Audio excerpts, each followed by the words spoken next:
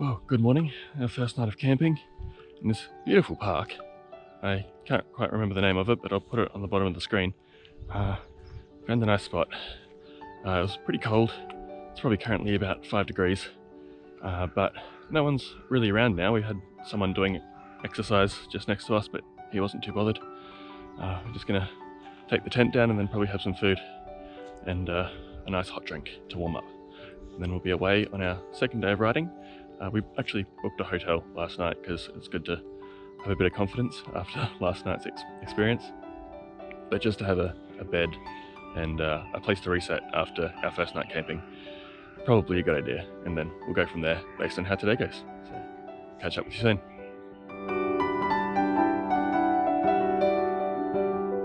Despite the stress and uncertainty of the previous day, our campsite turned out to be a good and peaceful one, and we woke up after a surprisingly good night's sleep, feeling refreshed and ready for anything.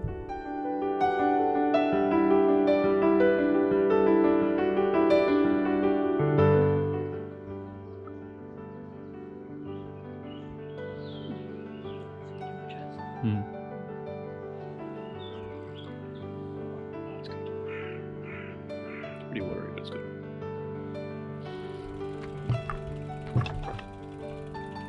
With the hotel booked in Hiratsuka, we had a definite plan of where we were going today. We were going to take the river path down the Sagami River, out to the coast. Before heading off, we availed ourselves of the facilities and did our stretches. My reasoning for taking the Tama and Sagami River out of Tokyo was to avoid the busy section of city through Yokohama. And then we're off. Shout out to the 7-Eleven whose helpful staff did their very best for us the night before.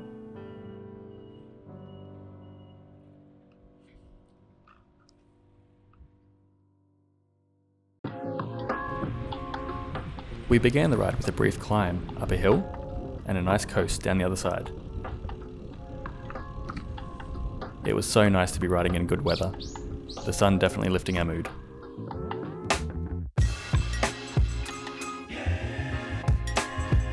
Because we hadn't made it to the river the night before, we still had a few suburbs to roll through, but it was lovely to actually see the sights rather than slogging through them in the rain and the dark.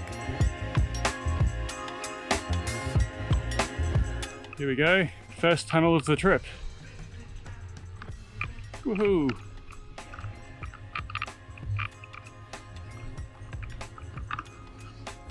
First tunnel.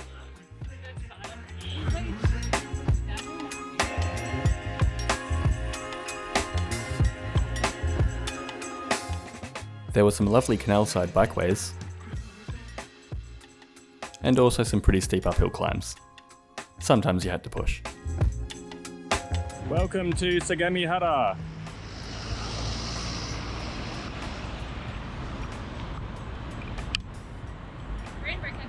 Excellent bike lanes.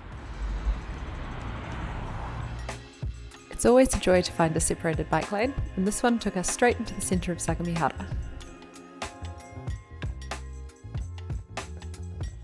Turning towards the river, we found ourselves in a footpath, but fortunately in Japan, most of these are shared between bikes and pedestrians.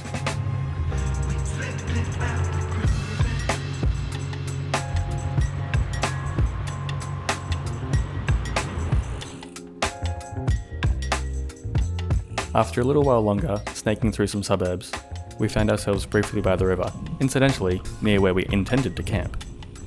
The greenery was a welcome change. Bit of a tight street with a beautiful canal running on the left. Just had a car stop for us so that we could go into a driveway and avoid falling into it. So peaceful. We've been riding through kind of farmland and light industrial. It's a little bit rough and ready, but it's kind of fun. And we'll hit the river soon, and that'll take us straight back down to the coast.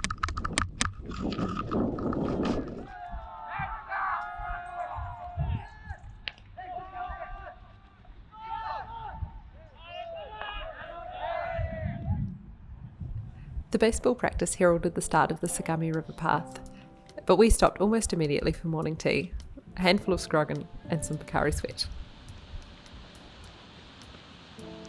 We also got a great view of our first waterfall of the trip. It wasn't exactly natural, however.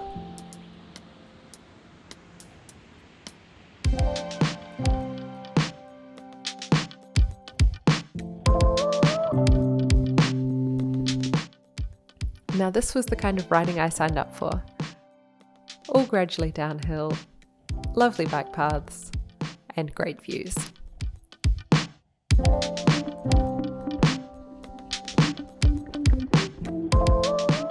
After a few Ks, the track narrowed, with railings on either side. We also hit an expressway and had to make a choice, go left or right. We went right. It took us down to a river flat, which was quite muddy and pretty rough. Unfortunately, this turned out to be a dead end. Whilst exciting, it did add an extra 3Ks to our trip. At least we got some extra views. Quick costume change after that little detour down by the river. It's actually quite warm today, so yeah, jacket's off, well, the legs off, we're good to go. Let's find some lunch. This is nice. Very nice. What a cycling. Imagine if we had this yesterday and then today, like yesterday, we would have been like, Yeah. oh no, we were tricked. Yeah. Hopefully we were tricked, but in the worst way. Hopefully this is the norm for the trip. After a brief detour off the path for lunch at a local restaurant, we rejoined along with some inline skaters and soon took a break at a local park. I was able to get in a nap while Chris did some editing. It was quite a lovely park. There was an artificial stream where children were catching tadpoles, birds of prey flying overhead, and a guy was even throwing frisbees. It was very welcome to take a break as part of a recovery day following the trials of yesterday. We've just spent a little while in this park on the side of the Sagami River while we wait until 6 o'clock for our hotel, because 6 o'clock is the check-in time. Google says it's only 35 minutes away, but based on our current speeds, we're probably expecting maybe an hour's ride down to the coast. So we'll show you along the way onto the hotel. So we set off on our final leg, immediately crossing to the west side of the river. We decided to take the road because the footpath was very narrow initially. However, it widened soon after. Oh well. Our shadows grew longer as the sun set, and we made our way to our first view of the ocean. Obviously I can't speak to how we might have gone through Yokohama, but it definitely felt great taking it easy down the river.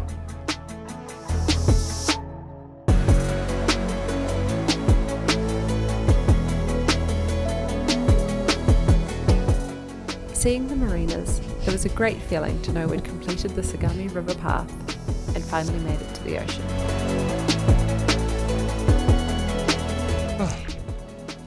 Congratulations. We just made it to the ocean.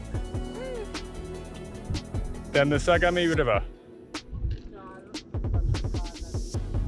Now we've reached the coast, we're going to head down south along the coastline and then cut back inland to Hiratsuka, where our hotel is.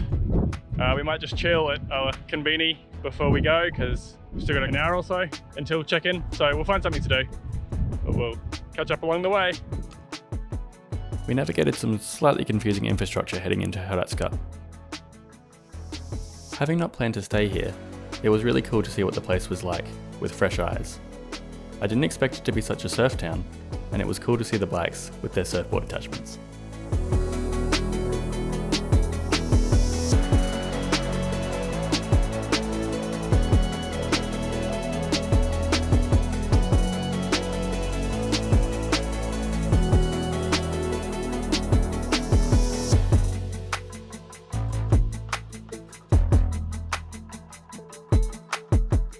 We located our accommodation for that night, but then it was straight onto a konbini to get some snacks and find a park to eat them in.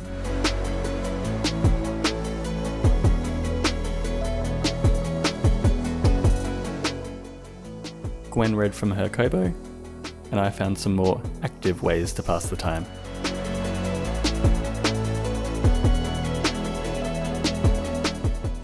Then it was back to the konbini yet again, this time for dinner.